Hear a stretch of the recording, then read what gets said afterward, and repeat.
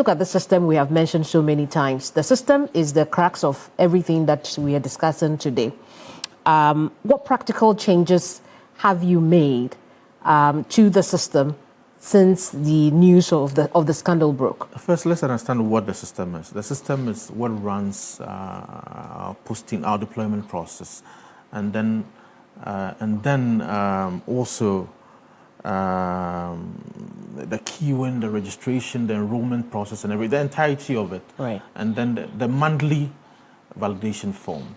It is what you put in the system that the system gives you back. So if you put in a certain amount of information, all right, and then you query it, then the system will give you back. However, as the investigations have found out, the people who came through the private universities, or people who, not private universities, people who have finished university years gone by, if you decide now to do your national service, the schools do not present your details. It's you personally that have to present your details. And that was where the canker happened. So, whereas this year, because of the measures that we've put in place, it has come down to a mere 500 people from the heights in 2023 of 61,000 or 71,000. I mean, that is something the system could not check because the approvals were done at the head office. And that is the thing that I want the Media Foundation for West Africa, who have been very so helpful in saving Ghana all this amount of money, should know. That when they mention the system, we've had conversations with them, and then I have sent a consultant to him to explain certain things. We've not stopped there. We've done several things around the system to prove its credibility. But to assume that it's a system that created all this mess or allowed the Director General to supervise such malfeasance is inaccurate. And that is the thing that I want to put out there. But the Director General sees to the day-to-day affairs. Yes. And so if you have a system that had loopholes that were not checked and was manipulated by your stuff, then if the axe is falling, the axe should fall on you as well. I don't know when people say the system, I don't know what they mean by the system, because I'm saying that it's an electronic system. It is what you put in it that responds. So, for example, in 2022 or 3, the systems administrator wrote to you and asked that, you know what, I found all this number of people who have registered without a Ghana card. The system has detected that. You have to act. If you don't act, do you blame the system? And that is the thing, that it has to be, the conversation has to be more nuanced and broken down so that we all know what we're referring to when we say the system, and so that we can apportion blame or responsibility correctly. But the system is not only the metric app. Yes. The system is the metric app. The other stakeholders within the chain. Yes. And then your staff at the NSA. Yes. And so when we talk about the system, we are not referring to only the metric app. Yes. But based on what you have... The metric app is an integral part of the system. I agree. The validation process. I agree. So what it is that, like we are doing now, we have asked all schools to submit their graduate lists. That goes into the system. If as a Director General, you make an approval for the list to be brought to you at the head office and you approve it, that is outside of the system, isn't it? And that is what happened. Hang on. Yes. Is that why you continue to use the metric app? Well, we use the metric app in validation of our day-to-day payroll, putting together the payroll for a national service person. And mind you, that has so far detected over 81,000. In the past, whereas the system was present and everything, the Director General couldn't detect it. I have detected it.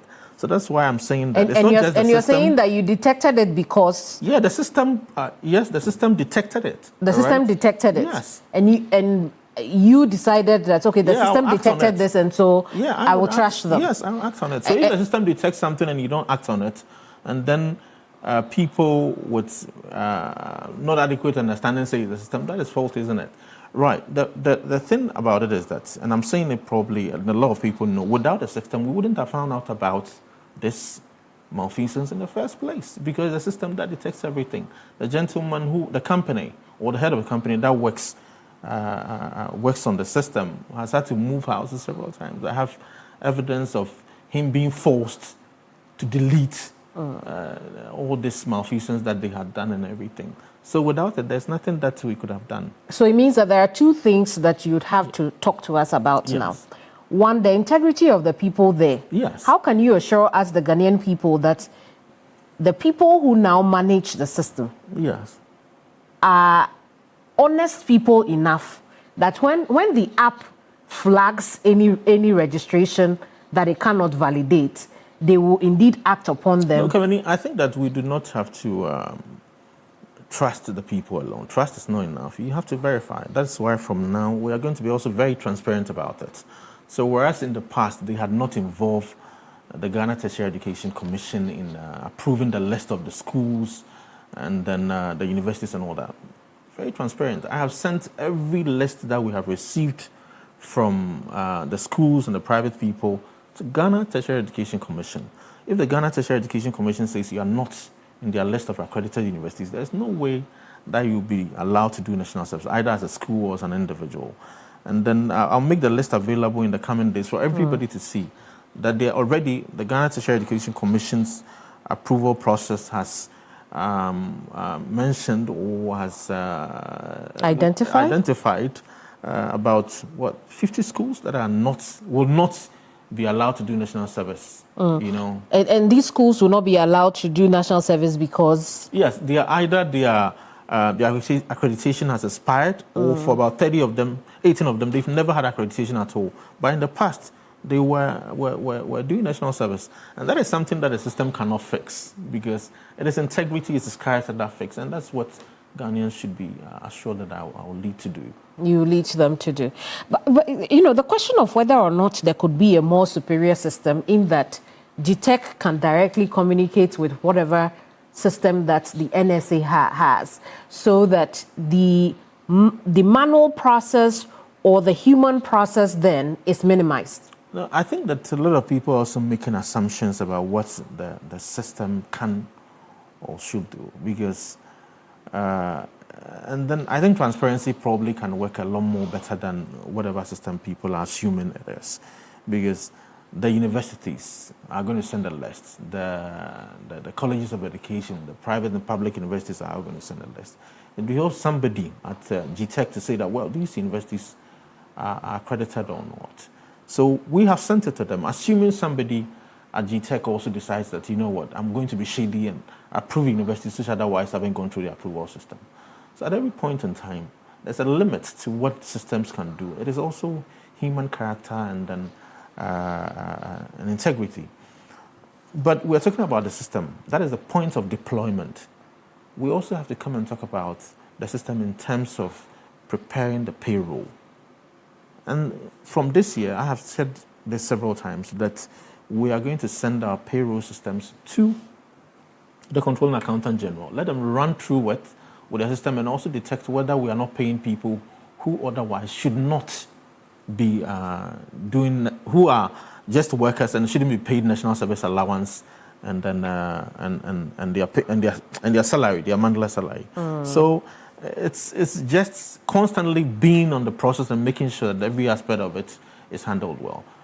I think this year, since I've been in the office, the system has detected and I have deleted about 12,000 people who did not have Ghana card. And none of the people in the payroll. Yes, none of the people have come to me to say that, you know what, you have deleted my name from the system because I didn't have Ghana card and all that.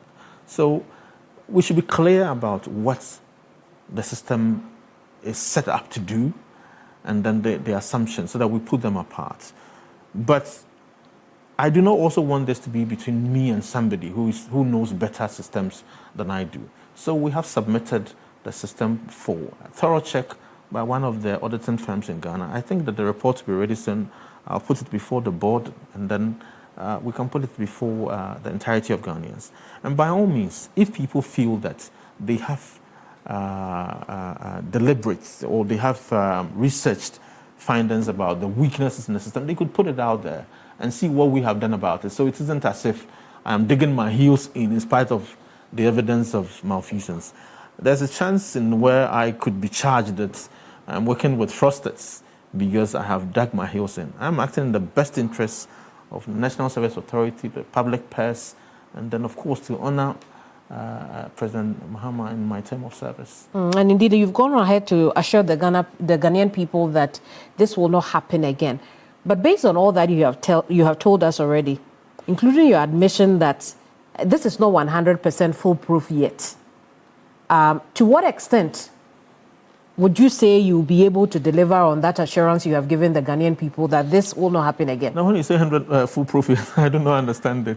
The thing is that if University of Ghana sends, 15,000 people to do national service this year, I would hope and be sure that, yes, University of Ghana has a vice-chancellor, the registrar and everything. So the list that they have sent to me, provided everybody in the list have Ghana card and they go through the list and everything, these people will be allowed to do national service. Save maybe workers who are returning to do their national service and will not be allowed on our payroll. Everybody will be allowed. So that aspect, I could say, oh, it's not foolproof. But to assume that somebody at national service or myself would allow people to add names of people who are not legally bound to do national service to be allowed, that won't happen. That I can give you everything, every assurance or guarantee in the world that won't happen. How so? Especially when